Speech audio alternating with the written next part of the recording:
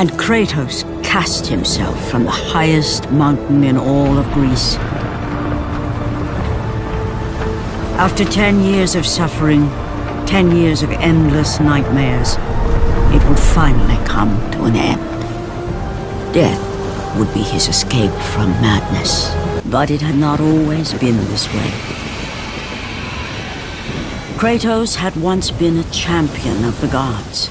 Slaughtered like animals, the victims lay before him, a reminder of his own past, a past he could never escape. His only solace was the sea, endlessly sailing from one harbor to the next in service to the gods of Olympus. All his hopes rested with them. For no matter how much wine he consumed or how many women he took to his bed, nothing on earth could rid him of the horrors that plagued his mind. Leaving the rotting carcass of the Hydra behind, Kratos set sail once more. His greatest challenge and freedom from his growing madness lay before him in the ancient city of Athens. And with that act, Kratos set in motion the events that would lead to his downfall. And when the Oracle looked into his soul, she saw a beast as well as a man. Once a captain in the Spartan army, Kratos had begun his command with only 50 soldiers. But soon his numbers grew to the thousands. His tactics were brutal, but effective. Drunk with power, he was feared by all, except one. His wife was the only one to brave his fury. His desire for conquest knew no bounds, but that which he desired would ultimately consume him. Kronos, the last of the mighty Titans, emerged from the desert sands. On his back, Pandora's temple awaited, massive and patient, ready to challenge all who went in search of its guarded treasure. For 3 days, Kratos climbed the sheer walls of the mountain. He knew he would either recover Pandora's box or perish inside the cursed temple, never to return to the world of man. The wrecked bodies of those who had gone in search of Pandora's box lay before him, and at once Kratos knew who was responsible. For this was not the first time he'd seen the ruin Ares and his minions had left in their wake. Kratos had experienced it firsthand years before. The youngest and boldest captain in the Spartan army, Kratos inspired fierce loyalty in his men. It had always been enough to carry them through any battle, until this day. The barbarians to the east numbered in the thousands, and descended on the Spartans without mercy. The battle lasted near hours. The discipline and training of the Spartans did little to stem the tide of the merciless barbarians. The soldiers faced a massacre, while their young captain faced the end of his brilliant career and his life. But to Kratos, victory was worth any price, even his soul. That desperate call for aid would come to haunt Kratos for all his days. Kratos had been in service to the gods long enough to know the Harpy had been sent as a warning, a reminder from his former master of the decision that had cost Kratos everything. Had it been that long since he'd almost met his end at the hands of the barbarians? That long since he'd traded everything to save himself? The sky split apart, and the god of war stepped through. Descending from Olympus, he saw the makings of a god in a mere mortal. Ares would save Kratos. He would turn him into the perfect warrior, his servant on Earth. Only a simple pledge of loyalty was required, and his fate was sealed. As promised, Ares rescued his new disciple, bringing forth the power of a god, destroying those who would slaughter Kratos and his men. As for Kratos, no mere sword and shield would befit the newest servant of the god of war.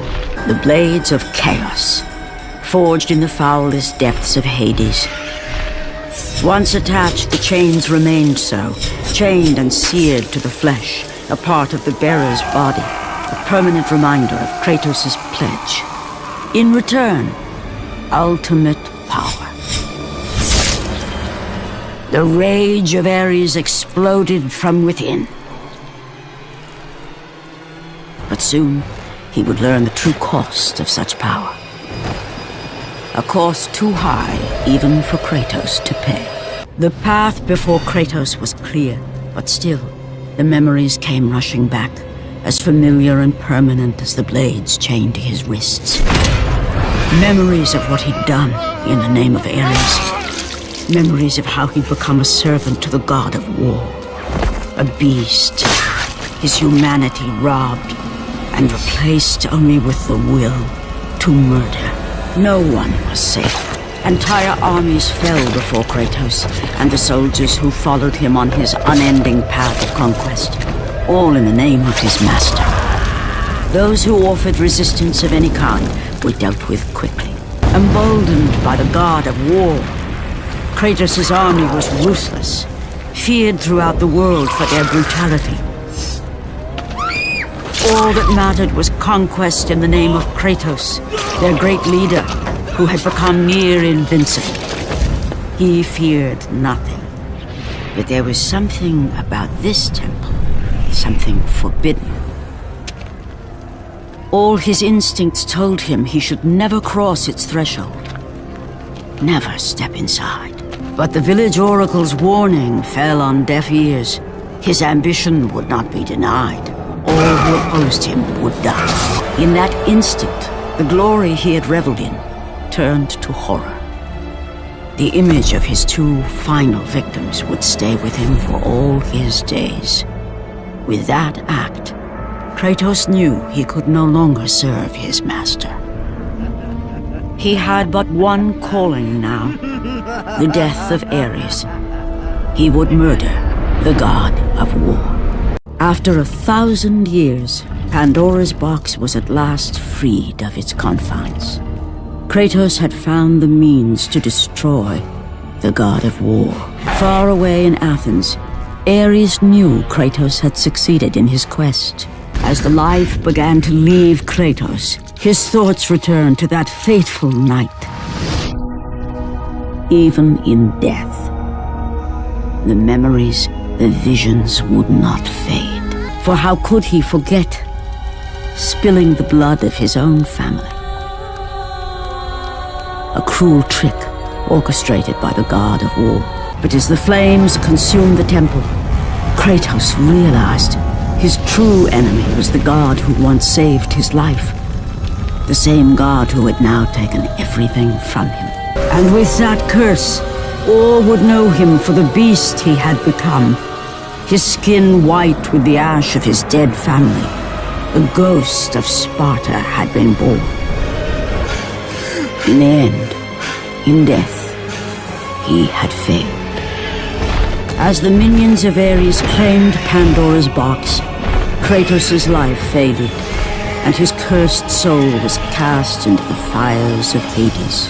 And Kratos fell into the underworld, the river Styx beckoning below, the currents strong enough to carry even the strongest mortal to his eternal resting place. But Kratos had no intention of resting yet. He intended to live, to return to Earth and complete his quest. Kratos had traversed the desert of lost souls, bested the deadly traps of Pandora's temple, and escaped Hades itself. There was but one task left. After thousands of years, Pandora's box was finally opened. The power of the gods unleashed. The nightmares that had haunted Kratos for the past 10 years had now taken form and substance. His past stood before him. The battle was not over. The gods, it seemed, had a final gift for Kratos. Kratos had done the impossible. A mortal defeating a god. Ares was no more. The city had been saved and would thrive again. The same could not be said for Kratos, for as he sought to rebuild his soul with the help of the gods, the truth was revealed to him. In the end, knowing the visions of his past would never leave him, Kratos made his way to the bluffs overlooking the Aegean Sea. And Kratos cast himself from the highest mountain in all of Greece. After 10 years of suffering, 10 years of endless nightmares, it would finally come to an end. Death would be his escape from madness. The fate of Kratos was not as it seemed. The gods had other plans.